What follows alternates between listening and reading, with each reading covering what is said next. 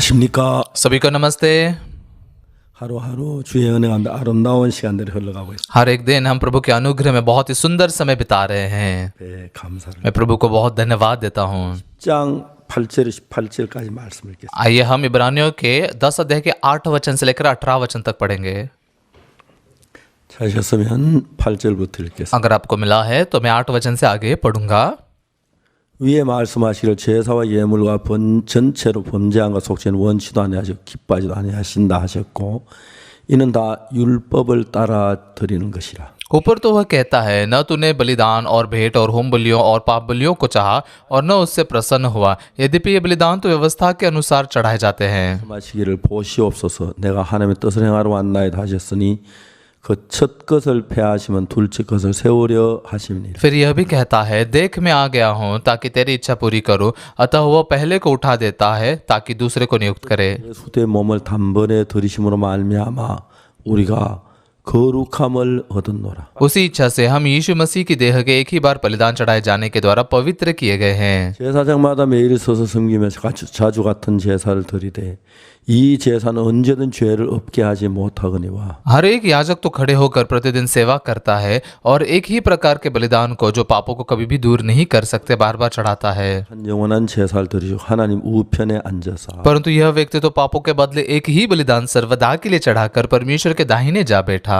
자기 원수들로 자기 발등상이 되게 하실 때까지 기다리시나니 और उसी समय से इसकी बाट जो रहा है कि उसके बैरी उसके पाँव के नीचे की पीढ़ी बने, 거룩하게 된 자들을 영원히 온전케 하셨느니라. क्योंकि उसने एक ही चढ़ावे के द्वारा उन्हें जो पवित्र किए जाते हैं सर्वदा के लिए सिद्ध किया है। 또한 성령이 우리에게 증거하시되 और पवित्र आत्मा भी हमें यह गवाही देता है, क्योंकि उसने पहले कहा था, 주께서 가라사대 그날 후는 저희와 세울 언약이 이것이라 하시고 내 법을 저희 마음에 두고 저희 생각에 기록하려 하신 후에 प्रभु कहता है कि जो वाचा मैं उन दिनों के बाद उनसे बांधूंगा वह यह है कि मैं अपने नियमों को उनके हृदय पर लिखूंगा और मैं उनके विवेक में डालूंगा। 또 저희 죄와 저희 불법을 내가 다시 기억지 아니하리라 하셨으니 फिर वह यह कहता है, मैं उनके पापों और उनके अधर्म के कामों को फिर कभी स्मरण न करूंगा। 다시 죄를 위하여 제사 드릴 것이 없느니라. और जब इनकी क्षमा हो गई है तो फिर पाप का बलिदान नहीं रहा। 이런 이야기들은 성경에 기록된 인쇄된 활자 몇 자였습니다. तो ये सारी जो बातें हैं बाइबल में लिखी हुई कुछ प्रिंटेड ऐसे कुछ ही अक्षर है, 이 말씀이 내 마음 안에 들어와서 लेकिन ये वचन जैसे मेरे मन में प्रवेश किया, 상상할 수 없이 어두웠던 내 마음이 밝아지기 시작. कल्पना भी नहीं कर सकते इतने अंधेरे में जो मेरा मन था वो प्रकाशित होने लगा। 안에 전혀 생각지 못 새로운 마음의 세계가 만들어지. पहले जिसके बारे में कभी सोचा ही नहीं था, ऐसे बहुत ही अलग मन की दुनिया मेरे मन में बनने लगी। 제가 생각하면 꼭 꿈을 꾸는 것 같을 때가 참 많이. अभी भी जब मैं इसके बारे में सोचता हूँ कई बार ऐसा लगता है कि मैं सपना देख रहा हूँ। 내가 의롭다. मैं धर्मी हूँ। 하나님이 없다 하시는데 뭐라고 말합니까? परमेश्वर धर्मी कहते हैं तो मैं उसके सामने क्या कह सकता हूँ? 나는 내가 노력하고 애써 회개하고 뭘 해야 되는 줄 아는. मुझे लगता है कि मैंने प्रयास करके मेरी कोशिशों से कुछ ना कुछ तो करना चाहिए। 십장에 강도 만난 자 구원받게 그건 아무것도 안 누워 있기만 했는데 लुका के 10 अध्याय में जो अधमरा व्यक्ति है उसने उद्धार पाने के लिए कुछ नहीं किया, वो बस लेटा हुआ था। 사마리아 인해서 그 온전한 구원을 얻는 걸 볼 수가 있어요. अच्छे सामरी के द्वारा आकर वो आया और उसने सिद्ध उद्धार पाया, देख सकते हैं। 좀 해야 하는 거 아니야? तो इसलिए मैंने तो कुछ करना नहीं चाहिए क्या? 그 내가 뭘 좀 해야 하지 않아? तो मैंने कुछ तो करना तो चाहिए ना, 생각을 가졌습니다. ऐसे सोच मेरे पास थी। 성경을 읽어보니까 लेकिन जैसे मैंने बाइबल को पढ़ा, 내가 할 일이 없어요. मेरे लिए करने के लिए कुछ काम ही नहीं है। क्यों? 죄를 속하는 그 귀한 일에 क्योंकि पाप को धोने के उस मूल्यवान काम में 예수님이 하시는데 वो बहुत ही सर्वशक्तिमान यीशु करता है वो काम। 손을 대고 몸을 더 대하고 보탤수록 삐뚤어질 것 같은 거예요. उसमें जितना हाथ मैं डालता हूँ, जितना मैं शामिल होता हूँ, उतना वो काम सब टेढ़ा हो जाता है। 아무것도 하지 않았습니다. मैंने कुछ भी नहीं किया 사함을 받기 위해서 पापों की क्षमा पाने के लिए। 손끝만한 일도 하지 않았습니다. थोड़ी सी भी कामों को बिल्कुल भी नहीं किया। 뭐래 죄 사함을 받았다면 अगर मैंने कुछ करके पापों की क्षमा पाता 틀림없이 예수님 하신 것과 내가 한 건 구분돼서 तो पक्का मैंने किए हुए काम में यीशु ने किए हुए काम में फर्क दिखाई देता। 문제가 있었을 때 मैंने किए हुए काम में बहुत समस्या होती। 저는 손끝만한 일도 하지 않았어요. मैंने थोड़ा सा भी काम बिल्कुल भी नहीं किया। 모든 것을 예수님이 하셨습니다. वो सारे काम यीशु मसीह ने किए। 로마 3장 23절에 रोमियो के 3 अध्याय के 23 वचन में, 를 범하였으면 하나님 영광 이르지 못하더니 इसलिए कि सबने पाप किया और सब परमेश्वर की महिमा से रहित है। 3절에는 분명히 우리가 죄인입니다. 23 वचन में पक्का हम पापी है। 우리 모두가 다 हम सब 지었고 सबने पाप किया 이럴 수 없습니다. और परमेश्वर की महिमा से रहित है। 전혀 다릅니다. लेकिन 24 वचन बिल्कुल ही अलग है। 그리스도 예수 안에 있는 구속으로 말미암아 하나님 은혜로 값없이 의롭다 하심을 얻은 자들은 परंतु उसके अनुग्रह से उस छुटकारे के द्वारा जो मसीह यीशु में है, सेंत में धर्मी ठहराए जाते हैं। 내가 하는 건 아무것도 없습니다. यहाँ पर मेरे किए हुए कुछ भी काम नहीं है, 또 예수 안에 구속으로 말입니다. और उस छुटकारे के द्वारा जो मसीह यीशु में है। 박옥수라는 사람이 한 일이 뭐가 있습니까? तो यहाँ पर पाकुक्सु नाम के व्यक्ति ने क्या काम किया है? 예수님이 다 하셨기 때문에 하나님의 은혜로 값없이 의롭다 하심을 얻은 자 되었. यीशु ने किया है सब काम, इसलिए मैं सेंत में तो धर्मी ठहराया गया हूँ। 이걸 막 읽었습니다. इसे मैं लगातार पढ़ते गया। 만 번 읽어도 1000 10,000 बार पढ़कर भी 한 말씀. मतलब बहुत ही खुशी देने वाला वचन है। 의롭다. मैं धर्मी हूँ, 내가 거룩한. मैं पवित्र हूँ, 정말 하나님의 은혜를 입었. मैंने सच में परमेश्वर का अनुग्रह पाया, 뭣도 안 했는. मैंने तो कुछ नहीं किया। 그런 이야기를 하려면 다 할 수가 없어요. ऐसे बातों को बोलना है तो सारे बातें बोल भी नहीं सकता। 오늘 2001년에 합창단을 만들었어요. 2001 साल में हमने एक क्वायर बनाया। 1995년에 저는 미국 LA에 있는 한 학생이 변화된 걸 시작으로 해서 1995 साल में एक अमेरिकी लड़का जैसे उसके जीवन में परिवर्तन आया, 학생들이 변화되는 걸 보았어요. हम उसके बाद में बहुत सारे जवानों को बदलते हुए देख सके। 그 학생이 지금 이제 일반인이 돼서 LA에서 사업을 하고 있는. अभी वो लड़का बड़ा हो चुका है, LA में अपना बिजनेस चलाता है। 한 번씩 전화를 해요. कभी कभार वो फोन करता है, 목사님, पास्टर। 난 너무 행복. तब मैं बहुत खुश था, 때로 돌아가고 मैं उस समय में वापस लौटना चाहता हूँ। 서론이야. मन को छू लेने वाली बात है ना। वो ड्रग्स लेता था, 정말 게임을 하고 गेम में गिरा हुआ था, 권총을 가지고 다니면서 बंदूक लेकर घूमता था। 상대할 수 없는 사람. सच में ऐसा व्यक्ति था जिससे बातचीत नहीं की जा सकती। 그 학생은 한국에 들어 그냥 자세히 예수의 복음을 전했습니다. उस लड़के को कोरिया में लाकर मैंने उसे बस सुसमाचार, यीशु के सुसमाचार को विस्तार से बताया। 예수 피로 제사함 받는 그 말씀이 들어가면서 उस लड़के के मन में जैसे यीशु के लहू से पापों की क्षमा पाने का वचन ने प्रवेश किया। 그래도 끊을 수 없던 마약이 끊어져 버려. जो ड्रग्स जो कितनी कोशिशों से वो छोड़ नहीं पाया था, वो छूट गई। 모든 게 끝나. सारी बातें खत्म हो गई, 새로운 삶이 시작이 됐어. उसका नया जीवन शुरू हो गया। 너무 신기한 것은 बहुत ही अद्भुत बात क्या है, 하나님의 말씀 한마디가 내 마음에 들어오면 परमेश्वर के वचन का एक शब्द जैसे मेरे मन में प्रवेश करता है, 가졌던 생각 전혀 다른 세계를 내 마음에 만들어가는. अब तक जो मेरे पास सोच है उससे एक अलग ही दुनिया में ऐसे सब बनता जाता है। ये बहुत ही मतलब अद्भुत था। 우리가 합창단을 만들면서 जैसे हमने क्वायर बनाया 거기 있는 청소년들이 굉장히 많은 어둠 속에 있는 걸 봤어요. तो हमने देखा कि जो जवान लोग हैं बहुत ज्यादा अंधकार में हैं। 이혼한 부모 밑에 자란 청소년들 이제 속에는 깊은 상처가 있어요. तलाक लिए हुए माँ बाप के नीचे जीने वाले बच्चों के मन में बहुत गहरे घाव होते हैं। 아빠가 살아야 하는데 उन्हें सौतेले पिता के साथ रहना पड़ता है। 자기 너무너무 싫어하는 겁니다. सौतेला पिता उन्हें बिल्कुल भी पसंद नहीं करता, 엄마한테 이야기할 수 없어. तो वो शिकायत अपनी माँ को भी नहीं बता सकते। 엄마한테 이게 엄마와 아빠 사이에 또 문제가 생길 माँ को बताएंगे तो माँ बाप के बीच में समस्या आ जाएगी। 거고 새 아빠를 죽이고 싶은 마음을 가진 학생들이 너무 많아요. तो इसलिए कुछ नहीं बोल पाते और अपने सौतेले पिता को मार डालने वाले का मन रखने वाले बहुत सारे विद्यार्थी हैं। 뭐로 일을 할 सु가 없었어. तो उनके मन को देखकर मैं काम ही नहीं कर सकता था। मैंने मेरे वचन परमेश्वर के वचन ने काम किया।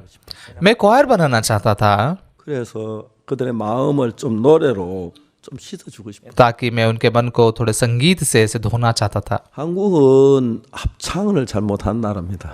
असल में कोरिया ऐसा देश है जहाँ पर क्वायर अच्छे से नहीं बनाया गया, सोलो गाना गाते हैं लोग बहुत। 러시아 상페테르부르크 국립음악원에 तो इसलिए रशिया के सेंट पीटर्सबर्ग म्यूजिक कॉन्जर्वेटरी में 성가대원 데리고 हमारे चर्च के कुछ क्वायर मेंबर्स को लेकर 그래서 우리가 합창 공부, 성악 공부를 했습니다. तो हमने कॉयर की और संगीत की पढ़ाई करना शुरू किया। 어떤 4-4-2라는 걸 배웠어요. मतलब जिंदगी में कभी नहीं जाने थे उसे 4-4-2 साइकिल के बारे में सीखा। 음이 음파로 442 사이클이라 하더라고요. मतलब पियानो का जो बेसिक ट्यून होता है ना वो 442 का साइकिल होता है। 해 주십시오. 444로 해 주십시오. 그러는 इसलिए पियानो को जब ट्यून किया जाता है वो बताते हैं कि 442 में कीजिए, 444 में कीजिए। 4로 하고 मतलब जिनको थोड़ा हाई पिच चाहिए होता है वो 4-4-4 में करते हैं। 음을 442 사이클을 만들어요. तो इसलिए पियानो का बेसिक ट्यून क्या है? 442 साइकिल। 444 사이클하고 442 사이클 구별할 수 있는 길을 만드는 게 제일 중요해요. तो कॉयर में ये कान बनाना कि वो 444 और 442 में फर्क कर सके ये महत्वपूर्ण था। वो गीत तो गाते हैं 분별은 깁니다. लेकिन कान गीतों को फर्क करने वाले जो होते हैं कान होते हैं। अगर कान विकसित नहीं होते हैं 442와 444 구분하기 굉장히 어려워요. 442 और 444 में फर्क करना बहुत मुश्किल है। 어려운 길을 듣는 연습을 해서 तो इसलिए कॉयर के लोगों ने ऐसे सुनने की बहुत ही प्रशिक्षण किया और ऐसे उन्होंने सीखा 은혜를 베푸셔서 और परमेश्वर ने हमें अनुग्रह दिया। 우리가 호주 큰 그 공연장 이름 뭐죠? 오페라 하우스에서 तो एक बार ऑस्ट्रेलिया के ओपेरा हाउस में हमें परफॉर्मेंस करने का मौका मिला। 저희들 지휘자가 없었어요. तभी हमारे पास में कोई कंडक्टर नहीं था। 러시아 상페테르 국립음악원에 요청을 तो रशिया के सेंट पीटर्सबर्ग म्यूजिक कॉन्जर्वेटरी को हमने विनती की 우리 지휘자 한 조각만 보내다. हमें बस एक कंडक्टर भेज दीजिए। 지휘자가 왔습니다. तो वो कंडक्टर आए। 그래서 아발리아는 세계적인 지휘자. बोरिस अबालियन जो है दुनिया में मशहूर ऐसे कंडक्टर है। 그 이제 그분에게 우리 음악 공부를 하게 됐어요. तो इसलिए उनके द्वारा हमने संगीत की पढ़ाई की। 딸이 합창단 단장이었는데 मेरी बेटी जो है कॉयर की डायरेक्टर थी।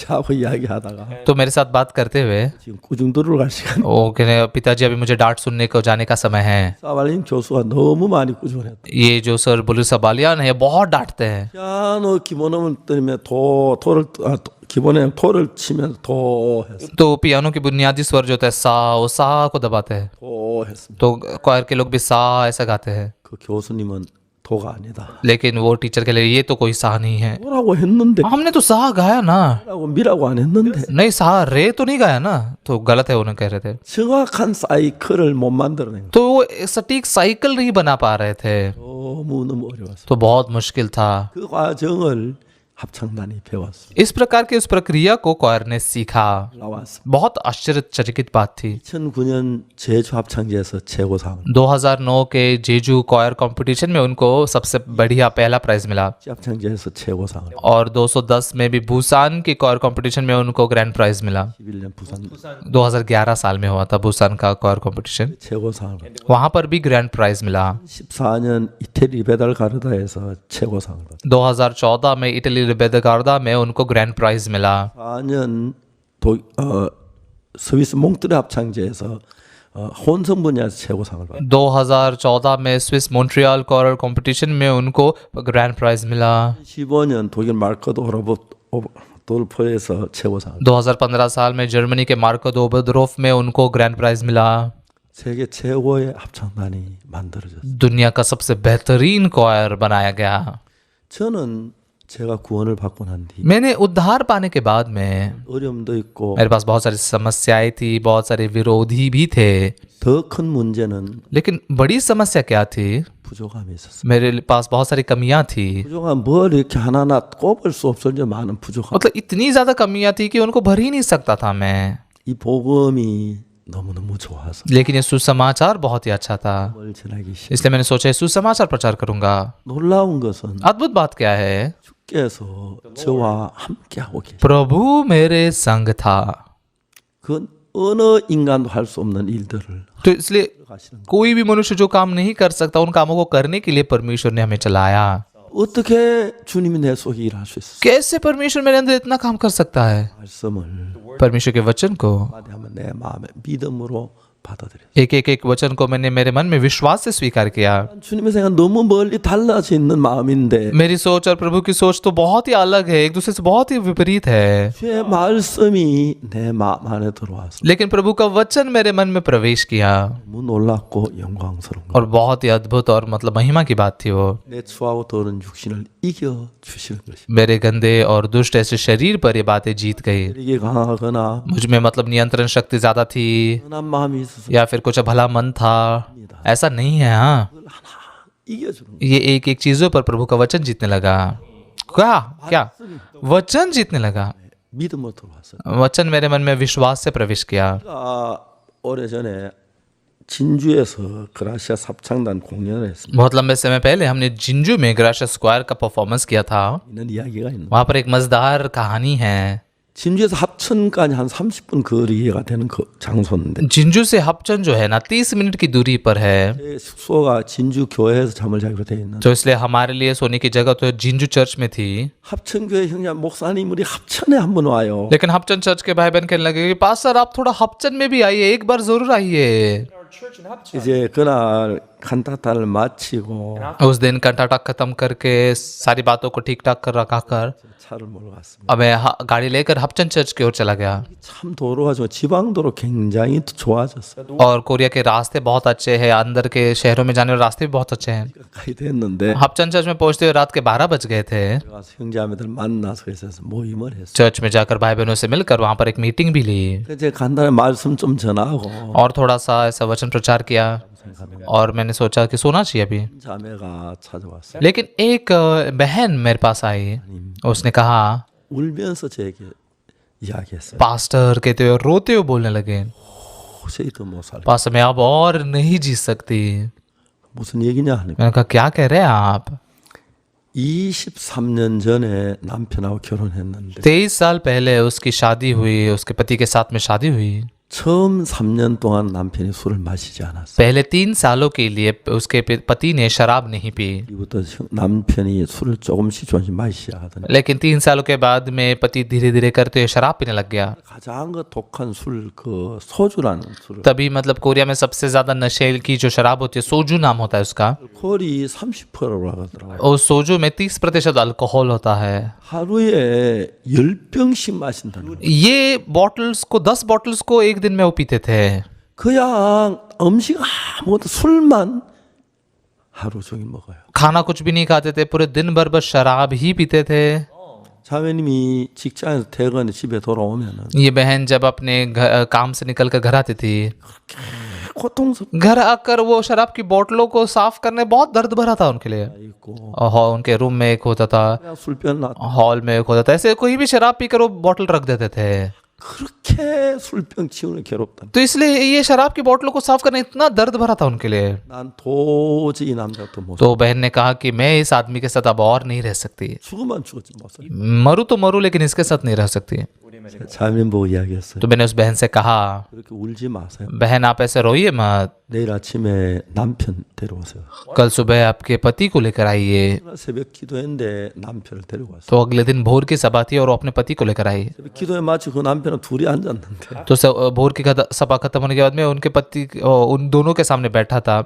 तो सुबह ही वो 2 बोतलों को एक बोल में डालकर पी कर आए थे, वो पूरे पी कर आए थे। 술 내서 풀풀 나요. उनके मुंह से ना शराब की बदबू पूरी आ रही थी। 소주는 아주 독하기 때문에 조그마한 컵을 이렇게 마시는데 सोजो जो होता है ना बहुत ही नशा देती है, इसलिए छोटे कप में पीते, लेकिन ये तो एक बोल में डालकर पीते थे। 제가 성경 말씀을 폈습니다. मैंने बाइबल में से वचन खोला, 히브리 10장에 있는 말씀. इब्रानियों के 10 अध्याय में जो वचन है वो खोला। 뭐라고 되냐? वहां पर क्या लिखा है? 14절의 말씀. 14 वचन में, 저가 한 제물로 거룩하게 된 자들을 영원히 온전케 하셨느니. क्योंकि उसने एक ही चढ़ावे के द्वारा उन्हें जो पवित्र किए जाते हैं सर्वदा के लिए सिद्ध कर दिया है। 읽어줬어요. ये मैंने पढ़कर सुनाया। 이 저가는 예수님이고요. यहाँ पर उसने जो है ना ये यीशु है। 몸을 제물로 드려서 यीशु मसीह ने अपने शरीर को चढ़ावे के तौर पर चढ़ाया 했고 और हमें पवित्र किया, 함이 영원히 온전하다고 했어요. और वो पवित्रता सर्वदा के लिए सिद्ध है, ऐसा कहा है। 형제에게 물었어요. मैंने उस भाई से पूछा, 형제는 온전해요. भाई तुम सिद्ध हो? 매일 술 주전 병이가 뭐 온전하겠어? हर रोज शराब पीने वाला ये शराबी कैसे कह सकता है कि वो सिद्ध है? 돈이 없어 술이 못 사 마시면 अगर शराब पीते हुए पैसे नहीं होते थे और शराब नहीं खरीद सकता था 견디는 거예요. तो वो सहन नहीं कर पाता था। 직장에 가서 아내 보고 술값 내라고. तो अपने पत्नी के काम की जगह पर जाकर शराब के पैसे दो, ऐसा कहता था। 아마 아내가 직장에 직원들인데 너무 어려웠다. नौकरी पर भी उसके जो कर्मचारी थे वो बहुत परेशान हो गए थे। 하루에 소주를 10병씩 많으면 14병까지 잔까지 마신다. दिन में 10 बॉटल, ज्यादा से ज्यादा कभी कभी 14 बॉटल पीते थे। 술에 취해 있는 हमेशा शराब के नशे में ही होते थे। 뭐가 온전해요? ये व्यक्ति कैसे सिद्ध है? 형제 온전해요. भाई आप सिद्ध हो? ऐसा मैंने पूछा। उन्होंने कहा नहीं। 이제 저하고 둘이 싸웠어요. तो वो और मैं हम लड़ने लगे। 형제는 자기 온전하지 않다는 거죠. भाई तुम कहते हो ना कि तुम सिद्ध नहीं हो। 저 술주정 버리고 मतलब हर रोज शराब पीते, शराब के नशे में रहते हैं, क्या सिद्ध हो? लेकिन इब्रानियों का 10 अध्याय 14 वचन, 하나님의 말씀.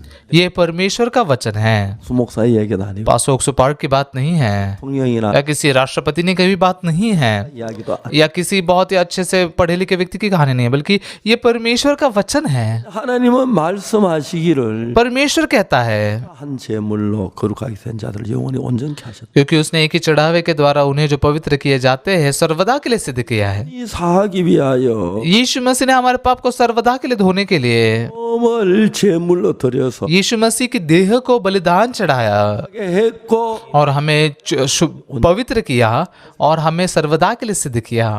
ये वचन मैंने पढ़कर सुनाया 그리고 물었어요. और पूछा, 형제 한번 읽어보라 그랬어요. भाई एक बार आप पढ़ो, 저가 한 제물로 거룩하게 된 자들을 영원히 온전케 하셨나. क्योंकि उसने एक ही चढ़ावे के द्वारा उन्हें जो पवित्र किया जाता है सर्वदा के लिए सिद्ध कर दिया है। ऐसा पढ़ा। 형제 온전해요? भाई आप सिद्ध हो? 안 온전합니다. मैं सिद्ध नहीं हूँ। 소주 마시고 늘 술 취해서 뭐가 온전해? सोजू पीकर हमेशा शराब के नशे में रहने वाला व्यक्ति कैसे सिद्ध हो सकता है? 온전하다. वो कह रहा था मैं सिद्ध नहीं हूँ। 내가 얘기 성경에는 뭐라고 돼요? मैंने पूछा बाइबल में क्या लिखा है? 성경 온전하다고 돼 있는. बाइबल में लिखा है कि मैं सिद्ध हूँ। 성경이 맞아, 형제 생각이 맞아. बाइबल सही है या भाई तुम्हारी सोच सही है? 성경이 맞습니다. बाइबल सही है, 그렇죠. सही है ना? 그럼 형제 온전하다고 되면 온전한 거네요. तो भाई सिद्ध लिखा है तो फिर आप सिद्ध हो ना? 그렇지 않습니다.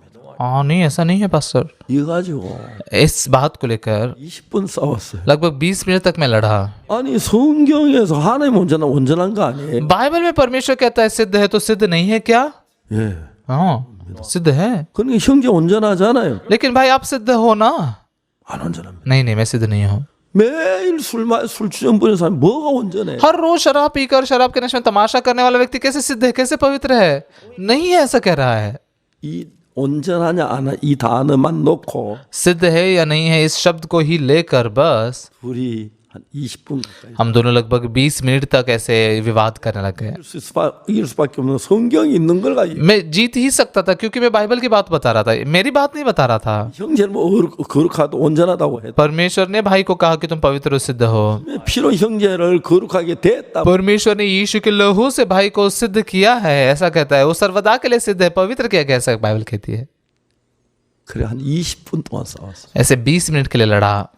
형제는 술 마시고 방탕한 사람 온전하지 않지만 भाई तुम शराब पीते हो, बहुत ही बदतर जीते हो, इसलिए सिद्ध नहीं हो। 저는 하나님의 말씀이 लेकिन ये जो है ना, ये परमेश्वर का वचन है। 한 형제가 어쨌든지 간에 하나님의 판단이 옳지 형제 판 तो भाई तुम कैसे भी क्यों ना सोचो, परमेश्वर का न्याय सही है, भाई तुम्हारा न्याय सही नहीं है। 우리는 죄에 대해서 이야기할 때 जब हम पाप के विषय में बात करते हैं, 정말 지어서 안 될 죄를 지었기 때문에 सच में मैंने ऐसे पाप किए हैं जो नहीं करना चाहिए, इसलिए दोष भावना में चुभन महसूस होती है, मैं गंदा हूँ। 온전하다고 할 수. कैसे मैं कह सकता हूँ कि मैं सिद्ध हूँ? 이제 우리가 그냥 온전하다는 게 아니고 लेकिन हम बस ऐसे ही नहीं कहते कि हम सिद्ध है। 못 박혀 죽으시면서 यीशु मसीह जैसे क्रूस पर मारा गया, 우리 죄를 완벽히 씻었기 때문에 온전하다는. उसके देह का बलिदान चढ़ाया गया और उसके द्वारा उसने परिपूर्ण रूप से धोया, इसलिए हम सिद्ध है। 그 형제는 자기를 보고 온전하다 하기 너무 बु담스러운 거예요. कितना भी क्यों ना बताऊं, लेकिन वो भाई खुद को देख कर सिद्ध कहना बहुत ही बोझ लग रहा था। कैसे मैं सिद्ध हो सकता हूँ? मैं तो शराबी हूँ, 취해 हर रोज शराब के नशे में होता हूँ, 진짜 막 방탕한데 내가 어떻게 온전해? हर रोज 술 취전에 온전치 않아. हर रोज मेरा जीवन बदतर होता है, मैं शराबी हूँ, मैं सिद्ध नहीं हूँ। 그게 온전치 않은 게 맞아요. हम जब आंखों से देखते हो भाई सिद्ध नहीं, ये सही है। 신기한 것은 성경만 그 형제를 온전하다는 거예요. लेकिन अद्भुत बात क्या है, केवल बाइबल ही उस भाई को सिद्ध कहता है। 사람도 아이고 저 인간 저거 उसके इलाके के लोग कहते क्या ये आदमी इसका क्या करे, 죽여놓고 고생해가지고 술만 마시고 अपनी पत्नी को इतना दर्द और तकलीफ देता है, सिर्फ शराब पीता है। 이 남편 징그럽다. तो इसलिए उस पत्नी में कहते मैं परेशान हो गई हूँ मेरे पति से। ये पति पत्नी साथ में रहते थे। 술 안 마셨는데 पहले 3 साल के लिए उसने शराब नहीं पी, 일 아침부터 제가 술만 마시니 लेकिन उसके बाद में हर सुबह से शराब पीना शुरू करता था। 한 번도 정상적인 대화를 할 수 इसलिए पति के साथ में कभी भी सामान्य रीति से बातचीत नहीं की। 하고 술이 취한 사람 무슨 대화가 됩니까? एक व्यक्ति जो शराब के नशे में, उससे क्या बातचीत हो सकती है? 도저히 살 수 없다 저한테 와서 तो इसलिए ये बहन मेरे पास आई कि पास मैं उसके साथ अभी और नहीं रह सकती। 절 놓고 이야기했어요. तो उस भाई से मैंने कहा 형제 온전해요. भाई आप सिद्ध हो? 온전합니다. तो उसने कहा नहीं हो। 히브리 10장 17 한번 읽어봐. इब्रानियों के 10 अध्याय के 14 वचन को पढ़िए। 한 제물로 거룩하게 된 자들을 영원히 온전케 하셨다. क्योंकि उसने एक ही चढ़ावे के द्वारा उन्हें जो पवित्र किए जाते हैं सर्वदा के लिए सिद्ध कर दिया है। ऐसा लिखा है ना? 자, तो 그래도 온전하지 않아요? तो फिर भी क्या तुम सिद्ध नहीं हो? 온전합니다. नहीं, मैं सिद्ध नहीं हूँ। 형제가 자기 자신 매일 술 마시고 방탕하고 토하고 술병 늘어놓고 तो भाई तुम हर रोज शराब पीते हो, बदतर जीवन जीते हो, उल्टी करते हो या बोतल यहाँ रखते हैं 건드람 다니고 और रास्ते पर ऐसे लुढ़कड़ाते हुए चलते हो, 누가 봐도 온전한 아이고 저 인간 कोई भी देखेगा तो कहेगा तुम सिद्ध नहीं। ये इंसान ऐसा कैसे है यार? ये इंसान, 그 아내가 얼마나 고통스럽게 तो उसकी पत्नी कितनी दर्द में होगी। 정상적인 대화를 할 이야기 대화가 안 돼. 늘 술에 취해 있어. सामान्य रीति से बातचीत भी नहीं कर सकते, हमेशा शराब के नशे में होता है। 23년 동안 결혼해 살았는데 23 साल तक वो पत्नी शादी के बाद रही। 20년 처음 3년 동안 술 안 마셨고요. पहले 3 साल के लिए उसने शराब नहीं पी थी। 10년 술 마시 아예 대화가 안 되니까 20 साल से शराब पीते हैं तो इसलिए बातचीत ही नहीं कर पाई थी वो। 거기에 짐승하고 같이 사는 거라. बुरे तरीके से बोले तो जानवर के साथ रहने के समान ही था। 아내가 참다 20년 참 이제 도저히 더 못. वो पत्नी ने भी सहन करते हुए 20 साल सहन के, लेकिन अब और नहीं रह सकती। 특히 술병 치우는 게 그렇게 고통스럽다. विशेष करके वो शराब की बोतलों को साफ करना उसके लिए बहुत दर्द भरा काम था। 내가 그거 아주 간단할 것 같은데 मुझे लगा ये तो बहुत आसान बात होगी ना, 아이들 불러가지고 बच्चों को बुलाकर 술병 하나 치우면 1,000원씩 준다고 뭐 다 치워줄 건데 अगर हर रोज एक बोतल साफ करोगे तो 1000 वॉन दूंगी, तो मजेदार होगा ना। 그날 그 형제하고 성경을 펴놓고요. उस दिन उस भाई के साथ बाइबल खोलकर मैंने बात की। 이제 내가 온전치 않아. वो भाई कहने लगा मैं सिद्ध नहीं हूँ। 근데 성경은 너무 신기한 게 लेकिन बाइबल बहुत अद्भुत क्यों है? 형제를 온전하다는 거예요. उस भाई को सिद्ध कह रही है। 그 형제는 나나 별로 다를 거 없어. वो भाई और मुझ में कुछ ज्यादा फर्क नहीं है। 술에 취하지 않았어요. मैं शराब के नशे में नहीं रहा हूँ। 교회를 다녔기 때문에 बचपन से चर्च में जाता था, 친구들 조금 마셔본 적이 있지만 मतलब दोस्तों के साथ कभी थोड़ा सा पी लिया ऐसा था, लेकिन मैंने शराब नहीं पी और कभी लड़खड़ाया नहीं है 뭐 토하지도 않았고 और कुछ उल्टी भी नहीं की। 그 형제는 나나 별로 다를 거예요. लेकिन वो भाई और मुझ में कुछ ज्यादा फर्क नहीं है। 그 형제가 그날 생각을 하고 तो उस भाई ने उस दिन सोचा, बहुत सोचा, लगातार सोचते गया। 자, 성경에는 형제가 온전하다고 돼 있다. बाइबल में लिखा है कि भाई तुम सिद्ध हो। 성경에는 형제가 거룩하다고 돼 있다. बाइबल में लिखा है कि भाई तुम पवित्र हो, 제가 한 제물로 거룩하게 된 자 영원히 온전케. क्योंकि उसने एक ही चढ़ावे के द्वारा उन्हें जो पवित्र किए जाते हैं सर्वदा के लिए सिद्ध कर दिया है। 이 땅에 참 많은 교회를 다니는 사람들이 इस पृथ्वी पर बहुत सारे लोग हैं जो चर्च में जाते हैं, 술은 안 마셨을는지 모르겠지만 शायद से उन्होंने इस भाई के समान शराब ना पी हो, 온전치 않은 거. लेकिन जब वो अपने आप को देखते हैं वो सिद्ध नहीं है, 거짓말을 해서 झूठ बोला है, 테러했어. अबॉर्शन किया है या फिर कुछ ना कुछ तो पाप किया है, 똑같아요. बिल्कुल इस भाई के समान है। 그렇기 때문에 그 형제가 자기 자신을 뭐 자기를 온전하다고 할 수가 없네. इसलिए वो भाई अपने आप को देखकर सिद्ध बिल्कुल भी नहीं कह सकता था। 근데 성경은 뭐라고 말하냐면 लेकिन बाइबल क्या कहती है? 형제 보고도 그렇게 말해요. उस भाई को ऐसा कौन कह रहा है?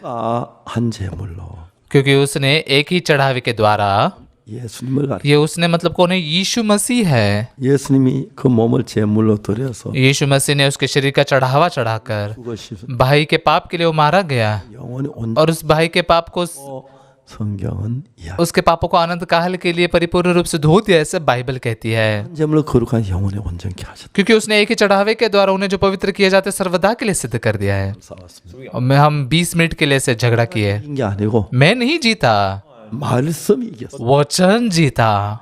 말씀이 이길 수 있는 사람 아무도 없지요. ऐसा कोई नहीं है ना जो 이 वचन पर जीत सकता है। परमेश्वर के वचन पर कौन जीतेगा? 가든 하나님의 말씀은 भले हम समझ पाए या ना समझ पाए, परमेश्वर का वचन है। 지난 뒤에 20 मिनट बीतने के बाद 성경에 뭐라고 돼 있냐? अरे बाइबल में क्या लिखा है? 온전하게 됐다고 돼 있지. उसमें लिखा है ना सिद्ध है, उसमें लिखा है ना पवित्र किए गए। हाँ हाँ लिखा है पास्टर। 온전하다고 돼 있고 तो बाइबल में लिखा है सिद्ध हो तुम, 온전하지 않다. और भाई तुम कहते हो कि तुम सिद्ध नहीं हो, तो कौन सी बात सही है? 오라 형제가 बाइबल सही है या तुम सही हो भाई?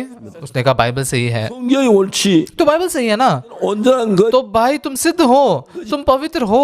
거룩합니다. नहीं नहीं मैं पवित्र नहीं हूँ। 성경이 온전하다. अरे बाइबल तुम्हें सिद्ध कहती है ना, परमेश्वर तुम्हें पवित्र कहता है ना। 나지 형제 말이 맞아 하나님 말씀이 맞아. तो परमेश्वर सही है या भाई तुम सही, परमेश्वर का वचन सही है? 거룩한 거 아니야? तो परमेश्वर तुम्हें पवित्र कहता है तो तुम पवित्र नहीं हो भाई? 20분 뒤에 20 मिनट के बाद 그 형제가 보더니 तो भाई ने ऐसे देखा 그랬어요. और कहा, और ऐसे सिर खुजाने लगा। 잘 모르겠어. पता नहीं उस समय उसका सिर क्यों खुजाने लग गया। 하여튼 머리를 끌더니 तो ऐसे सिर खुजाते हुए 온전하다 그랬어. उसने कहा मैं सिद्ध हूँ। 놀라운 일이 났어요. बहुत अद्भुत बात हो गई। 그걸 말씀이기 때문에 ये वचन है, 자기가 말씀을 거슬려 이길 수는 없었어요. वो वचन के विरोध में जाकर जीत नहीं सकता था। 이 온전하다면 온전한 것 맞네요. अगर परमेश्वर सिद्ध है ऐसा कहता है तो सिद्ध है, यही सही है।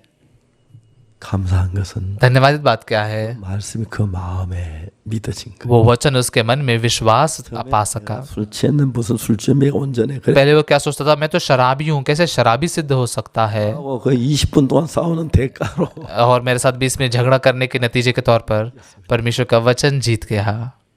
놀라운 일이 일어났어요. अद्भुत बात होने लग गई। 그날 그 시간부터 उस दिन उस समय से लेकर 이분은 20년 동안 진짜 술이 자기도 싫어서 끊으려고 그렇게 이를 악물고 20 साल तक इसने भी शराब से नफरत करके शराब छोड़ने की बहुत कोशिश की। 술 한 번 끊으려고 할 때마다 그렇게 고통스럽다. हर बार शराब छोड़ने की कोशिश करते समय वो बहुत दर्द में था, 안 되는 거예요. लेकिन नहीं हो सकता था। 그날 लेकिन उस दिन 그냥 그 말씀을 마음으로 믿음에 받아들여. उस वचन को उसने विश्वास से मन में स्वीकार किया। 내가 거룩하다. मैं पवित्र हूँ। 믿어지지 않는 거예요. विश्वास नहीं कर पा रहा था। 내가 의롭다. मैं धर्मी हूँ। 근데 성경 그렇게 얘기하는. लेकिन बाइबल ऐसा कहती है। 이 형제는 마지막 그때에 내 생각이 옳으냐 성경이 옳으냐 그거까지 결정. तो आखिर में इस भाई को ये तय करना था, मेरी सोच सही है या बाइबल सही है। 믿을 수밖에. परमेश्वर के वचन पर वो विश्वास किए बगैर नहीं रह सका। 이제 마지막에 आखिरकार 내가 술주맹이지만 मैं भले शराबी हूँ, 가지만 मैं दुष्ट हूँ, 더럽지. मैं गंदा हूँ, 딴 거 다 놔두고 하나님이 의롭다면 의롭다. लेकिन बाकी की सारी चीजें छोड़कर अगर परमेश्वर धर्मी कहता है तो मैं धर्मी हूँ। 거룩하다면 거룩. अगर परमेश्वर मुझे पवित्र कहता है तो मैं पवित्र हूँ। 믿었죠. ऐसा उसने विश्वास किया। 그 뒤에 무슨 일이 난지 아십니까? उसके बाद में क्या हुआ आप जानते हैं? 놀라운 일이에요. अद्भुत बात होने लग गई। 하루에 잠시도 술 안 마시면 못 견디는 사람. एक दिन में थोड़ा भी शराब पिए बिना नहीं रह सकने वाला व्यक्ति, 말씀이 그 마음에서 들어간다. परमेश्वर का वचन जैसे उसके मन में प्रवेश किया, 생각이 안 나. शराब की याद ही नहीं आ रही थी उसे। 있을 수가 없는. ये बात हो ही नहीं सकती ना। 그 다음부터 술 한 잔은 못 마셨어. उस भाई ने उसके बाद में बिल्कुल शराब नहीं पी। 자, 오늘 제일 먼저 냉장고 술병으로 손이 가고 तो सबसे पहले उठने के बाद में उसके हाथ शराब की बोतल की ओर जाते थे। 더불어 모든 인생이 सोते समय भी शराब पीकर ही सोता था, मतलब शराब के द्वारा ही उसका पूरा जीवन चलता था। 그 머릿속 어떤 기억에도 술에 대한 기억이 없는 거예요. लेकिन उसके दिमाग में शराब के प्रति कोई याद नहीं रही। 기분 좋았던 그게 다 शराब पीते हुए कितना अच्छा लगता था, ये सब गायब हो गया उसके मन से। 그를 거룩하게 한 거예요. परमेश्वर ने उसे पवित्र किया। 우리가 죄를 진짜 노력하거나 हम पाप नहीं करने की कोशिश करना, 노력하기 दुष्टता नहीं करने की कोशिश करना, 마음에 하나님 말씀을 받아들였을 हमारे मन में जब हम परमेश्वर के वचन को स्वीकार करते हैं, 때 우리 마음을 이끌어 가시는 거예요. वो परमेश्वर का वचन हमारे मन को चलाता है। 제가 이번에 합창단을 저들이 12월 25일 그때 코로나 때문에 공연을 할 수 없을 것 같아서 영상으로 만들었는데 तो इस बार मतलब 25 दिसंबर के दिन में क्वायर के लिए हमने क्रिसमस कंटाटा वीडियो से बनाया ताकि दिखा नहीं पाएंगे ऐसा हमने सोचा 하는 방송에 우리 제공해 주려고 और पूरी दुनिया भर के बहुत सारे टीवी चैनल्स को हम वो देना चाहते हैं 여러 방송국에 우리 설교를 그냥 무료로 이렇게 방송해 준 방송국이 कभी कभी मतलब बहुत सारे ऐसे टीवी चैनल्स हैं जो हमारे वीडियो को मुफ्त में दिखाते हैं 뭐 크리스마스 칸타타 영상 주겠다고 दूसरा कुछ मैं दे नहीं सकता लेकिन इस बार क्रिसमस कंटाटा का वीडियो दूंगा ऐसे मैंने कहा 너무너무 좋아하더라. वो बहुत ही खुश हुए 이번에 아프리카 가서 इस बार अफ्रीका में जाकर 케냐에 가서 방송 인터뷰하면서 केन्या में जाकर जैसे ब्रॉडकास्टिंग चैनल में इंटरव्यू दिया 고맙다고 이야기하고 मैंने कहा कि मैं बहुत धन्यवादित हूँ 칸타타 영상 주겠다고 और क्रिसमस कंटाटा का वीडियो दूंगा ये भी कहा 그러고 지금 이제 마지막 이제 막 그 촬영 끝나고 이제 막 마저 마무리하고 있는데 तो अभी मतलब वीडियो रिकॉर्डिंग लगभग खत्म ही हो गया है खत्म हो चुका है सब काम तो बहुत ही व्यस्त है वो लोग 그 합창단이 어린 아이 하나가 아역으로 나가는데 तो वहाँ पर क्वायर में एक छोटा बच्चा है जो बच्चे का वो किरदार निभा रहा है 애들이 이 교회 안에서 합창단 신앙 생활을 배워놓으니까 तो ये बच्चे जो है चर्च के अंदर क्वायर में रहते हैं आत्मिक जीवन जैसे सीखते हैं 연기를 잘하는 कितने अच्छे से एक्टिंग कर रहे हैं पता है आपको 유명한 감독이었는데 मतलब एक बहुत ही मशहूर डायरेक्टर थे जो वहाँ पर आए थे 감독이 그 아이 좀 데려가고 싶다. वो डायरेक्टर ने कहा कि इस बच्चे को मैं ले जाना चाहता हूँ 유명한 아역 스타가 돼버렸어. और ये बहुत ही मशहूर ऐसे किड स्टार बनेगा ऐसा उन्होंने कहा 크리스마스 칸타타 너무 아름답게 지금 만들어. क्रिसमस कंटाटा बहुत ही सुंदर रीति से अभी बनाया गया 죄송합니다. 거기 제가 안 들어가려 하는데 저도 조금 들어갔어요. माफ कीजिए मैं वहाँ जानना तो नहीं मतलब उसमें शामिल तो नहीं होना चाहता लेकिन मैं भी हूँ उसमें 메시지라는 장면이 그 조금 나. क्योंकि वहाँ पर मैसेज का दृश्य है जो मैं बताने वाला हूँ 같아서 안 하려고 그랬는데 मैं वहाँ पर शूट नहीं करता इसलिए जाना नहीं चाहता था 상단 그 영화 속에 메시지가 필요하다 하면 제가 가서 लेकिन क्वायर के उस वीडियो में उस मूवी में मैसेज की जरूरत है इसलिए 어디 창가에서 아마 그런 것 같아요. तो इसलिए बेतलहम के एक कोने में जाकर वो मैसेज दिया ऐसा लगता है 너무 감사한 거예요. परमेश्वर के प्रति मैं बहुत धन्यवादित हूँ 중요한 것은 महत्वपूर्ण बात क्या है 우리는 हम 내가 열심히 해서 हमारे प्रयासों से हमारी कोशिशों से 해서 인생을 살아왔어. इस तरीके से मैं मेरे जीवन को जीते आया हूँ 내가 죄에서 멀어지는 것이나 तो पाप से दूर होना 술을 끊는 것이 या मेरे शराब छोड़ना 버리는 것도 या फिर मेरे पापों को फेंकना 하나님 내 안에 계시기랑 전혀 다른 거. ये मैंने कोशिश करना और परमेश्वर मेरे अंदर रहकर करना इसमें बहुत बड़ा फर्क है 우리는 그냥 진짜 그 젊은 아이들의 마음에 말할 수 없는 상처가 있었어. सच में ये जवान बच्चों के मन में बयान नहीं कर सकने वाले घाव थे 그때부터 우리 교회 안에 절대로 이혼하지 말라고. तो तब से लेकर मैं हमारे चर्च में कहता हूँ कि बिल्कुल भी तलाक मत लेना 우리 교회는 이혼했다가 구원받고 합치는 사람 몇 명 있고 तो हमारे चर्च में कुछ लोग हैं जो उद्धार पाने के बाद में जिन्होंने तलाक लिया था वो जुड़ गए 30% 넘어갔는데 कोरिया में तो मतलब बहुत ही ज्यादा ऐसे तलाक का रेट 30% से ज्यादा है 0.1%나 2%쯤 될 거예요. लेकिन हमारे चर्च में 0.1 या 2% होगी 그만 해도 강남 교회 나온 사람들 복 받은 거예요. इतना है तो मतलब सच में गांगराम चर्च के भाई बहन आशीषित है 어떤 분인지 모르겠지만 दूसरे शब्दों में कहते तो पता नहीं कौन है लेकिन 나보다 이혼했을 가능성은 얼마든지 있다는 이야기가 मतलब वो हमारे चर्च में नहीं आते लेकिन फिर भी वो उनका तलाक होने की संभावनाएं हैं 너무 행복해하는 तो सच में लोग बहुत खुश होते हैं 문제가 뭐냐 समस्या क्या है 우리가 잘 살려고 노력하는 거다. हम अच्छे से जीने की कोशिश करना 나를 잘 살도록 해. और यीशु ने मुझे अच्छे से जीने देना 내가 유명한 목사가 되려고 노력하는 거다. मैंने मशहूर पास्टर बनने की कोशिश करना 예수님의 말씀을 믿고 따르고 예수님 나를 세워. यीशु के वचन पर विश्वास करके आगे पीछे चल के यीशु ने मुझे स्थापित करना इसकी तुलना ही नहीं की जा सकती 신앙 생활만 아니고 तो बस आत्मिक जीवन में ही नहीं 인생의 삶도 बल्कि आपके जीवन में भी 여러분 인생을 주관하게 하면 यीशु अगर आपके जीवन का सारी जिम्मेदारी लेगा तो हम कल्पना भी नहीं कर सकते ऐसे 수 없는 크신 은혜와 축복이 예수님으로 말미암아 이루어지는 거예요. तुलना भी नहीं कर सकते ऐसा बड़ा आशीष और अनुग्रह हम यीशु के द्वारा पाते हैं 저 이런 얘기가 되는지 모르겠지. पता नहीं मैं ऐसा बोलूँ तो चलेगा कि नहीं। 제 아들이 결혼하고 난 뒤에 मेरी बेटी की शादी होने के बाद 며느리가 제 아내하고 병원을 다니더라고. मेरी जो बहू थी वो मेरी पत्नी के साथ में अस्पताल में गई। 그때 대전에 살았어. तभी हम देजन में रहते थे। 산부인과 병원 뭐 있어서 가는 거야. तो गायनाकोलॉजिस्ट का हॉस्पिटल था, वहाँ पर हो गए। 그다음 이제 안 되는 서울 한양대학병원에. और उसके बाद में 서울 हानयांग यूनिवर्सिटी के हॉस्पिटल में गए। 이제 아내가 막 화를 내면서 제 며느리를 데리고 왔어. तो तभी मेरी पत्नी बहुत गुस्सा हुई और मेरी बहू को लेकर आई। 한양대학병원에서 제 며느리한테 항암제를 써야 한다고. तो इसलिए हानयांग यूनिवर्सिटी उन्होंने कहा कि मेरी बहू को कुछ एंटी कैंसर ट्रीटमेंट का इस्तेमाल करना पड़ेगा। 저 तो 데리고 왔어. मेरी पत्नी को बहुत गुस्सा आया और वो मेरी बहू को बस ऐसे ही लेकर आ गई। 그리고 그다음 병원을 안 갔어. और उसके बाद में वो अस्पताल में नहीं गई, 아기 셋을 낳았어. लेकिन उसने 3 बच्चों को जन्म दिया, 아들, 딸, 아들.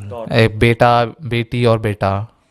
그냥 지나가기에 쉽지 않은 일이에요. तो असलियत में ये सारी बातें आसान नहीं थी।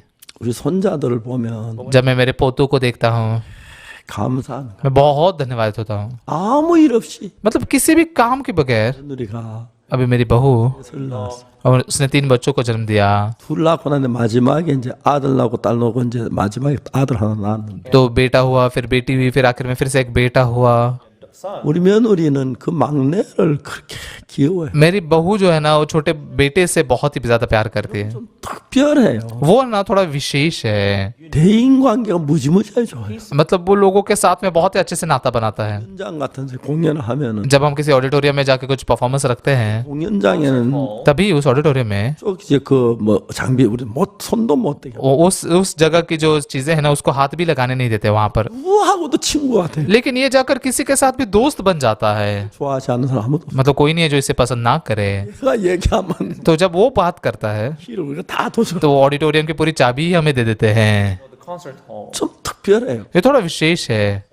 보리스 그저 뭐 지휘자면 저 뭡니까 미국 왔는데 और बोरिस अबालियान कंडक्टर जो आए थे, 걔가 카 몰고 다니면 딱 차태 그 공연장 저 뭐야 행사장에 다니게 वो गाड़ी चलाते हुए उनको लेकर जाता है और ऑडिटोरियम तक छोड़ता है। 막 체중이 많이 늘어 이번엔 90kg로 줄였다 하더라고. तो इसका वजन बहुत बढ़ गया था, लेकिन अभी उसका कम होकर 90 किलो हो गया, ऐसे मैंने सुना। 우리 집에 남자가 제 아들 있고 हमारे घर में मतलब मेरा बेटा है, 2 पोते हैं और मैं हूँ। 내가 제일 가볍고 मैं सबसे हल्का हूँ। 혼자가 90kg मेरा पोता 90 किलो का है, मेरा बेटा भी 90 किलो का है और मेरे दोनों पोते भी 90 किलो के हैं। 비교할 수 커요. और उनकी जो लंबाई है बहुत ही मुझसे बड़ी है, तुलना नहीं की जा सकती। 너무 감사. परमेश्वर जो काम करते हैं उस बहुत धन्यवादित बात है। 며느리를 보면은 जब मैं मेरी बहू को देखता हूँ 너무 하나님께 감사. मैं परमेश्वर के प्रति बहुत धन्यवाद होता हूँ। 하나님께서 우리들 속에 이런 일들을 많이 하세요. परमेश्वर इस प्रकार के बहुत सारे काम हमें करता है। 야, 그 술주맹이 형제한테 तो उस शराबी भाई को 선교학교 들어와. मैंने कहा कि तुम मिशनरी स्कूल में आ जाओ। 그래서 지금 너무 놀랍게 복음 일을 잘. तो अभी वो बहुत ही अद्भुत रूप से सुसमाचार का काम बहुत अच्छे से कर रहा है। 는 아니지만 बड़े चर्च में तो नहीं है, लेकिन 내외가 너무 행복해. वो और उसकी पत्नी जो है ना बहुत खुश है। 지금 저분입니다. हाँ, ये है वो। 미남이죠. बहुत सुंदर दिखते हैं ना। 저 이름은 막 꿈을 꾸는 것 같아. मुझे ऐसा लगता है कि मैं सपना देख रहा हूँ। 이름이 심홍섭인데 इनका नाम शिमहोंग सब है। 진짜 잘생겼고 सच में बहुत सुंदर दिखते हैं 성격도 참 좋아요. और उनकी चरित्र भी बहुत अच्छा है। 술의 종이 되는지 모르겠어요. पता नहीं कैसे वो शराब के गुलाम बन गए। 부인이 막 너무너무 행복. अभी उनकी पत्नी जो है ना बहुत खुश होती है। 예수님께서 우리에게 하시는 일. यीशु मसीह ने जो हमारे लिए किए हुए काम हैं 눈에 안 보이지만 ये आंखों से दिखाई नहीं देते। 대부분 우리 노력으로, 우리 방법으로, 우리 인간 수단으로 일을 हम आमतौर पर हमारे प्रयास, हमारे कोशिश मनुष्य के तरीके से काम करते हैं, 에 들어와서 일하기를 원하시는. लेकिन यीशु हमारे अंदर प्रवेश करके काम करना चाहता है। 중요한 것. सबसे महत्वपूर्ण बात क्या है? 우리가 죄를 사함 받는 것. पापों की क्षमा पाना 우리가 하서되는 것. ये हमारे द्वारा नहीं होता, 예수님이 우리를 이끌어 주시는. बल्कि यीशु हमें उसके तरफ चलाता है। 그 예수를 믿는 것이 तो हम उस यीशु पर विश्वास करते हैं। 때 더러운 정말 죄인인데 मेरी नजर में मैं गंदा पापी हूँ, 인데 लेकिन एक शराबी हूँ, दुष्टता मैंने की, 주님이 어렵다 하시면 लेकिन अगर प्रभु मुझे धर्मी कहता है तो मैं धर्मी हूँ। 이게 너무 너무너무 감. ये बहुत ही धन्यवादित बात है। 종 성경 읽다가 कभी कभी जब मैं बाइबल पढ़ता हूँ, 내가 나를 보면 जब मैं अपने आप को देखता हूँ, 내가 뭐가 거룩해. मैं क्या पवित्र हूँ। 정말 저 뭐 형편없는 사람이었는데 सच में मैं तो बहुत ही बदतर इंसान था, 이제 세월이 흘렀습니다. लेकिन अभी समय बहुत बीत चुका। 내년 되면 이제 그동안 딱 60년이 되는데 अगले साल तक लगभग उद्धार पा के 60 साल बीत जाएंगे। 10년 동안 पिछले 60 सालों के लिए 내가 성경학교에 있을 때 जब मैं मिशनरी स्कूल में था, जब अपकोकदोंग में था, चांगपाली में था, सेना में गया, जब मैं किमचन में था, देगू में था, 많은 일들이 있어요. ऐसे बहुत सारी बातें वहां पर हुई है। 근데 그 어느 것도 लेकिन वो कोई भी बात 주님으로 말미암아 प्रभु के द्वारा 되지 않는 게 प्रभु के द्वारा सुलझ नहीं सकने वाली कोई बात नहीं थी। 이런 복음에 의한 삶을 사는 मैं ऐसे सुसमाचार के लिए जैसे जीवन जीता हूँ।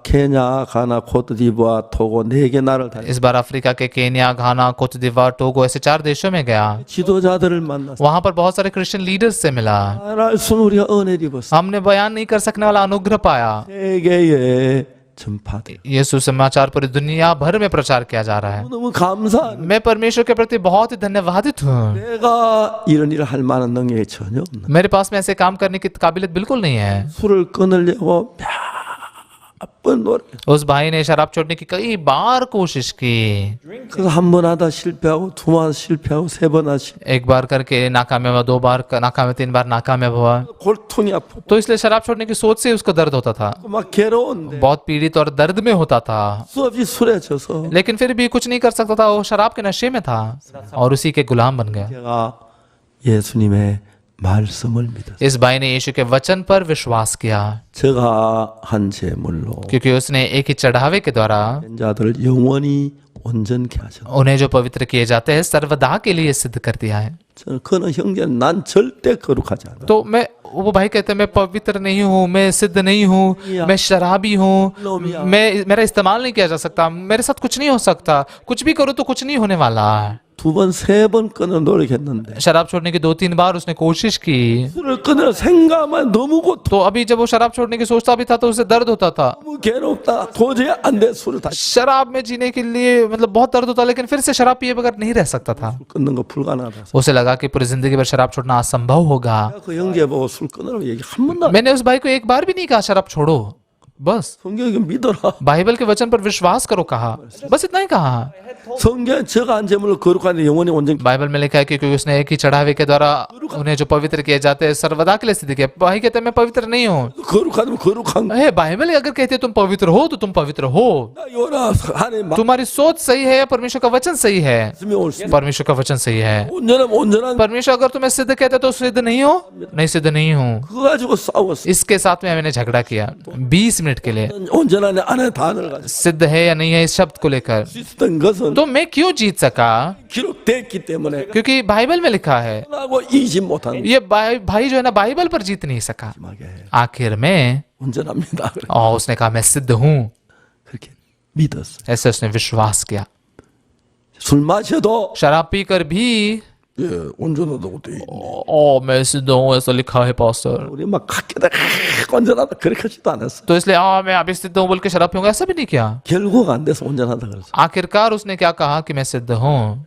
그 말씀이 और वो वचन 마음에 믿었어요. जब उस भाई के मन में विश्वास किया गया, उसने कहा मैं सिद्ध हूँ, मैं पवित्र हूँ। 왜? क्यों? 성경에 기록돼. बाइबल में ऐसा लिखा है इसलिए। 자, 오늘 우리 신앙의 문제 가장 큰 문제는 आज हमारे आत्मिक जीवन की बड़ी समस्या क्या है? 예수님 판단하고 차이. मेरा न्याय और यीशु के न्याय में फर्क है। 성경 여러 곳에서 बाइबल के कई जगहों पर 우리 죄를 기억지 않는다. परमेश्वर कहता है कि वो हमारे पाप को स्मरण नहीं करता, उसने हमारे पाप को धोया है। 이 역사에서 शैतान ने काम किया है। 3장 23절 और रोमियो के 3 अध्याय के 23 वचन में 죄를 보면 하나님 영광 이르지 못하. इसलिए कि सब ने पाप किया है और परमेश्वर की महिमा से रहित है। 이제는 죄인이고 23 वचन में पापी हैं, 의롭게 돼. लेकिन 24 वचन में धर्मी ठहराए गए हैं। 신기한 것은 बहुत अद्भुत बात क्या है? 예수 믿는 사람이 चर्च में जाकर यीशु पर विश्वास करने वाले लोग 3절은 아는데 23 वचन जानते हैं, 4절은 मो르는 거야. लेकिन 24 वचन नहीं जानते। 이 얼마나 내가 이디오피아 갔을 때 जब मैं एक बार इथोपिया गया था, इथोपिया के एक वाइस चांसलर ने मुझे फोन किया, 제가 목사님하고 13시간 떨어진 곳에 있습니다. पास्टर मैं आप जहाँ पर वहाँ से 13 घंटे दूर एक जगह पर हूँ। 목사님을 만나기 위해서 지금 가는데 पास्टर आपसे मिलने के लिए मैं वहाँ आ रहा हूँ। 목사님 저꼭 만나 주시겠습니까? क्या आप मुझसे जरूर मिलोगे पास्टर? 내가 대학 총장인데 너무 바빠서 मैं यूनिवर्सिटी का वाइस चांसलर बहुत व्यस्त हूँ, 시간 내기 어려운. समय निकालना मुश्किल है मेरे लिए। 만나 주시면 지금 출발하겠습니다. पास्टर अगर आप मुझसे मिलोगे तो मैं अभी निकलूंगा। 와서 제가 안 만나주면 어떡하죠? तो वो आएंगे और मैं मिलूंगा नहीं तो क्या करेंगे फिर? 13시간 차를 몰고 왔어요. 13 घंटे गाड़ी चलाकर वो आए 그래서 저하고 대화가 됐어요. और मेरे साथ में वो बातचीत करने लग गए। 똑같은 이야기예요. मैंने वही बात बताई उनको। 총장님 온전하십니까? आपने पूछा कि वाइस चांसलर सर आप सिद्ध हो? उन्होंने कहा कि नहीं हूँ। 그 제가 얘기를 했어요. तो मैंने उनसे कहा, 먼저 로마 3장 23절을 읽었어요. मैंने पहले रोमियो का 3:23 वचन पढ़ा, 모든 사람이 죄를 보면 하나님의 영광을 이루지 못한다. इसलिए कि सबने पाप किया और परमेश्वर की महिमा से रहित है। 24 वचन भी पढ़ने के लिए कहा। 읽었어요. उन्होंने पढ़ा, 뭐라고 돼 있냐고. क्या लिखा है? मैंने पूछा, 열심히 기도하면 어렵게 된다. हम अगर बहुत ही प्रार्थना करेंगे तो धर्मी बनेंगे। 대학 총장이십니다. ये यूनिवर्सिटी के वाइस चांसलर है। 자세히 보세요. मैंने कहा ध्यान से पढ़िए। 열심히 기도하면 아니고 노력하면 어렵게 되는. नहीं, प्रार्थना करके नहीं बल्कि प्रयासों से हम धर्मी बनेंगे, ऐसा कहा। 자, 이 성경은 ये वचन जो है, 내 노력으로 된 것도 아니고 ये बाइबल जो है मेरी प्रयासों से कुछ होता नहीं कहते, या मेरी मेहनत से नहीं, मेरी इच्छा शक्ति से नहीं, मेरी भलाई से नहीं, 또로 되어져. बल्कि मसीह के द्वारा होता है ये।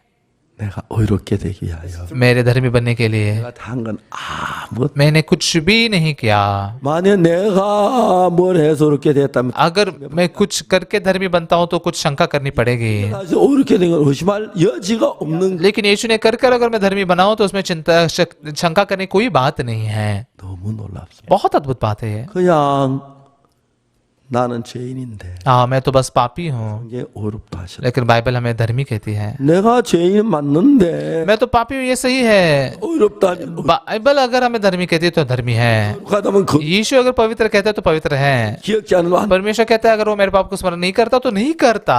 하나님의 말씀을 마음으로 믿은 것밖에. परमेश्वर के वचन पर मैंने मन से बस विश्वास किया। 내가 마음으로 그 말씀을 믿었을 때 जब मेरे मन से उस वचन पर विश्वास किया, 마음 안에 성령의 역사 विश्वास करने वाले उस मन के अंदर पवित्र आत्मा ने काम किया, 거룩해지기 시작해. तो अब मेरा जीवन पवित्र होने लगा, परमेश्वर काम करने लगा। 내가 잘난 것 아무것도 없어. मुझ में कुछ भी बेहतर नहीं था, मैं होशियार नहीं था, 저는 부족한 사람. सच में मैं बहुत ही कमजोर व्यक्ति था। 말씀을 믿었어. मैंने बस परमेश्वर के वचन पर विश्वास किया। 거룩하다면 거룩. परमेश्वर अगर पवित्र कहता है तो पवित्र हो, 그다음에 परमेश्वर अगर धर्मी कहता है तो धर्मी हो। 우리가 이 이야기는 지금까지 이번 계속 얘기를 했습니다. तो इस बार हम लगातार इसी के बारे में बात कर रहे हैं। 죄를 지었는데 हमने पाप किया, 주님이 십자가에 못 박혀 죽으심으로 लेकिन यीशु मसीह क्रूस पर मारे जाने के द्वारा 십자가에서 우리 죄가 영원히 사해. क्रूस पर हमारे पाप अनंत काल के लिए धोए गए। 우리 뭐 영원히 어렵다. 그 이야기가 지금 히브리 10장 10절에서 일어난 그 뒤에 전부 그 이야기. तो परमेश्वर कैसे हमें अनंत काल के लिए धर्मी कहता है, ये इब्रानियों के 10 अध्याय के 10 वचन के आगे पूरा लिखा है। 예수 의 몸을 단번에 들이심으로 말미암아 우리가 거룩하고 उसी इच्छा से हम यीशु मसीह के देह के एक ही बार बलिदान चढ़ाए जाने के द्वारा पवित्र किए गए हैं। 제사장마다 매일 서서 성님에 자주 같은 제사를 드리되 हर एक याजक तो 제사는 언제는 죄롭게 하지 못하고 हर एक याजक तो खड़े होकर प्रतिदिन सेवा करता है और एक ही प्रकार के बलिदान को जो पापों को कभी दूर नहीं कर सकते बार बार चढ़ाता है। 제사장들은 याजक लोग जो है 염소잡 제사를 드리는데 वो भेड़िया बकरियों का बलिदान देकर चढ़ावा चढ़ाते हैं, लेकिन उसके लहू को 땅에 있는 제단에 뿌렸어. उसको इस पृथ्वी के वेदी पर छिड़का जाता है। लेकिन यीशु जो है 히브리 9장 11절에 इब्रानियों के 9 अध्याय के 11 वचन में 좋은 일의 대제사장으로 오사 मसीह आने वाले अच्छी अच्छी वस्तुओं का महायाजक बनकर आया। 곧 이찬 조속하지 않은 더 크고 온전한 장막. तो उसने और भी बड़े और सिद्ध तंबू से होकर जो हाथ का बना हुआ नहीं, अर्थात इस सृष्टि का नहीं। 그 십자에 목한 피를 가지고 दूसरे शब्दों में कहते यीशु ने अपने क्रूस पर के लहू को लेकर 안에 뿌린 게 아니라 पृथ्वी के वेदी पर नहीं छिड़का, 영원한 나라에 있는 그 제단 बल्कि स्वर्ग में अनंत काल का जो दुनिया है उसके वेदी पर छिड़का। 때문에 모든 게 순간적이 ये दुनिया जो है समय की दुनिया, इसमें सब कुछ थोड़े समय के लिए है। 모든 게 स्वर्ग का राज्य अनंत काल के लिए, वहां पर सब कुछ अनंत काल का है। 씻으면 순간적이 제가 इस पृथ्वी पर पाप धोएंगे तो उसी पल के पाप धोए जाते हैं, 죄는 또 죄인이 됩니다. फिर से पाप करने पर पापी बनते हैं। 나라에 영원한 나라의 피를 लेकिन स्वर्ग के राज्य में, उस अनंत काल के राज्य में जब लहू बहाया जाता है तब 나는 모든 게 영원하기 때문에 उस स्वर्ग के राज्य में सब कुछ अनंत काल का है। 제사도 영원한 것이 तो इसलिए पाप बलि भी अनंत काल की है। आमेन। 우리를 영원히 온전케 했다고. उसने हमें अनंत काल के लिए सिद्ध किया है। 우리 모든 관념을 버리고 हमारे सारे विचार धारणाओं को फेंक कर 마음으로 नम्र मन से 말씀을 받아들여. परमेश्वर के वचन को हम स्वीकार करते हैं। 어렵다면 의롭. परमेश्वर अगर धर्मी कहता है तो हम धर्मी हैं। 우리 उसके ऊपर 어떤 생각이나 의견도 섞지 마. उसके ऊपर हमारे कोई भी सोच या राय मत मिलाइए। 하나님이 나를 어렵다고 하신다. परमेश्वर ने मुझे धर्मी कहा, 거룩한 परमेश्वर ने मुझे पवित्र कहा, 거룩한 तो फिर मैं पवित्र हूँ। 내 죄를 씻 परमेश्वर ने मेरे पाप को धोया सा कहता है, तो फिर मेरे पाप धोए गए हैं। 어렵다고 해서 난 परमेश्वर ने मुझे धर्मी किया है तो मैं धर्मी हूँ। 하나님부터 똑똑한 줄 알고 그렇게 하면 안 되죠. परमेश्वर से मैं होशियार हूँ ऐसा मत समझिए। 내가 그 이야기를 했는데 그렇게 하는 건 이해가 가요. मैं अगर ऐसा कह रहा हूँ तो ऐसा आप बोल रहे हो मैं समझ सकता हूँ। 틀릴 수도 있어. मैं गलत हो सकता हूँ, 저는 틀릴 수 있어. मैं गलत हो सकता हूँ, 하나님은 틀리. लेकिन परमेश्वर गलत नहीं है। 잘못될 수. मेरी बातें गलत हो सकती है लेकिन परमेश्वर के वचन गलत नहीं हो सकते। वो सिद्ध है अनंत काल के लिए। 그걸 믿는 거. इस बात पर विश्वास कीजिए। 그래서 그 형제는 तो इसलिए वो भाई 전 얼마나 행복하게 복음리에 사는지. अभी बहुत ही खुशी से सुसमाचार के लिए जी रहा है। 그 자매님이 그렇게 행복해. वो बहन भी इतनी खुश है, 꿈을 꾸는 것. ऐसा लगता है कि सपना देख रहे हैं। 부부 너무너무 다정해. वो जो पति पत्नी है ना बहुत ही ज्यादा अच्छे हैं, मतलब बहुत ही ऐसे बहुत ही ज्यादा दयालु है, इतने कि उनसे जलन होने लगे। ऐसे बहुत दयालु है। क्यों?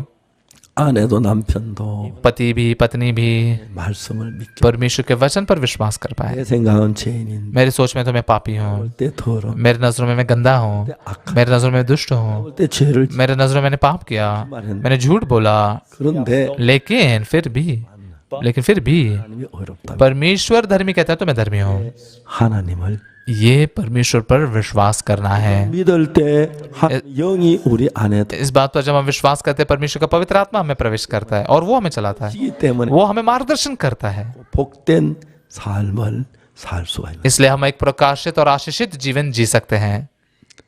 히브리 10장 말씀 너무너무 놀랍소. इब्रानियों के 10 अध्याय का जो वचन है बहुत अद्भुत है। 만에 거의 다 외우다시피 मैंने इसे इतने बार प्रचार किया कि लगभग याद हो गया है। 한마디 한마디 एक एक वचन 너무 새롭고 जब मैं पढ़ता हूँ तो पूरा नए लगते हैं, 저가 한 제물로 거룩하게 된 자를 영원히 온전케 하라. क्योंकि उसने एक ही चढ़ावे के द्वारा उन्हें जो पवित्र किए जाते हैं सर्वदा के लिए सिद्ध कर दिया है। और बाइबल गवाही क्या देती है? पवित्र आत्मा भी हमें गवाही देता है, क्योंकि उसने पहले कहा था, प्रभु कहता है कि 마음에도 제 생각이 기록하라. जो वाचा मैं उन दिनों के बाद उनसे बांधूंगा वही यह है कि मैं अपने नियमों को उनके हृदय पर लिखूंगा और मैं उनके विवेक में डालूंगा। 기억지 아니하라. फिर वह यह कहता है कि मैं उनके पापों को और उनके अधर्म के कामों को फिर भी कभी स्मरण न करूंगा।